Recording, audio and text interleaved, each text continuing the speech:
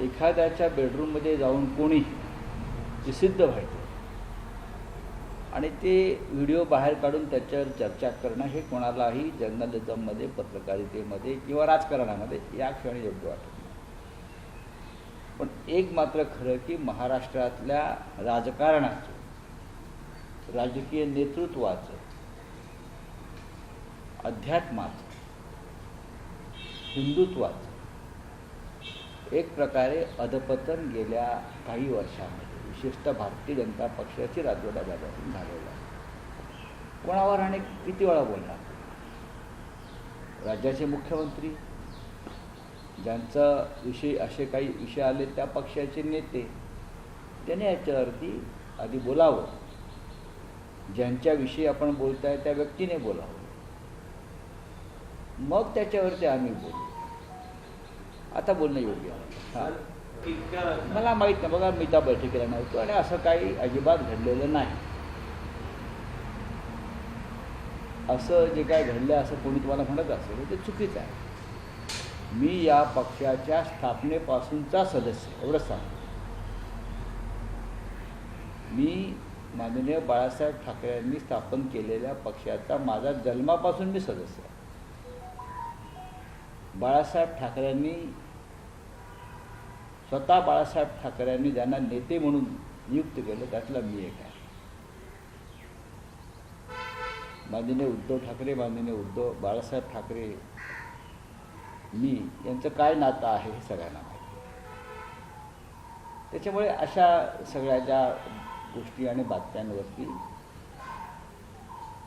विचार करून जर कोणी काम करायला लागलो आम्ही, तर पक्ष उभा राहिला नसता, पक्ष वाढला नसता.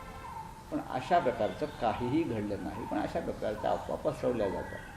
मी इतकंच म्हणतो की या पक्षाच्या स्थापनेपासून आणि माझ्या जन्मापासून या पक्षामध्ये मुख्यमंत्री किंवा पोलीस खातं ह्यांना आता शांतपणे काम करतो. रोज या विषयावरती चर्चा करून इतर महत्त्वाचे विषय महाराष्ट्रातले आणि देशातले त्याच्यावर पाणी टाकण्याचे उद्योग आता करू नये. तपास चाललेला आहे. तपास चाललेला असताना तपासावरती संशय व्यक्त करणं योग्य नाही. निवडणूक आयोगाला दिलं गेलेलं होतं. मग असं आहे, त्यांच्या पक्षाचा नेत्याने हे प्रश्न विचारा. सुनीत्रा पवारांनी निवडणूक आयोगाला पत्र लिहून मी कशा करता बोलू? त्यांच्या पक्षाच्या पक्ष ताब्यात घेण्याचा प्रयत्न असं आहे की त्याच्यावरती त्यांच्या पक्षाचे लोक बोलतील ना. शिवसेना कशा करता बोलेल? सर, काल सर्वपक्षीय बैठक झाली. बैठकीमध्ये वेगवेगळे मुद्दे मांडण्यात. बघा, त्या बैठकीला जर प्रधानमंत्री मोदी उपस्थित नसतील तर त्या बैठकीला काही अर्थ नाही. प्रधानमंत्री जर उपस्थित नाही सर्वपक्षीय बैठकीला आणि त्यांचे प्रतिनिधी म्हणून कोणी आले असतील तर त्या सर्वपक्षीय बैठकीला काहीही अर्थ नाही. खरं म्हणजे जर प्रधानमंत्री येणार नव्हते अशा वेळेला आम्ही सगळ्यांनी तिथे जायचं टाळायला पाहिजे. ठीक आहे, चलिए.